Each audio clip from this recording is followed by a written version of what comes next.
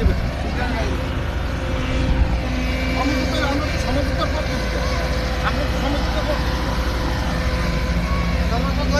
না হয় না। আজকে আমরা কুয়াকাটা এলাকার লেম্বুর বনে মহিবুল্লাহ জমাদ্দার নামে এক ব্যক্তিকে এখানে বেড়িবাঁধের কাছে অবৈধভাবে বালু উত্তোলনরত অবস্থায় পাই।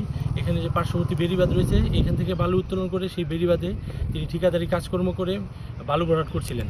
আমরা বালু মহল ও মাটি ব্যবস্থাপনা আইন 2010-এর 7-এর ক ধারা মতে উপজেলা নির্বাহী অফিসারের পারমিশন ব্যতীত কোনো ধরনের বালু উত্তোলন করা যাবে না। সেটা যদি ব্যক্তিগত জমি হয় সেক্ষেত্রেও বালু উত্তোলনের কোনো আইনি বিধান নেই। তার কাছে আমরা উপজেলা নির্বাহী অফিসারের পারমিশন দেখতে চাই, কিন্তু তিনি সেটি দেখাতে পারেননি। এর কারণে আমরা 4 ধারা এবং 15 ধারা অনুসারে তাকে সর্বোচ্চ 10 লক্ষ টাকা জরিমানা এবং 2 বছর পর্যন্ত জেল দেওয়ার বিধান রয়েছে। আমি তাকে সার্বিক পরিস্থিতি বিবেচনা করে 1 মাস বিনাশ্রম কারাদণ্ড প্রদান করেছি।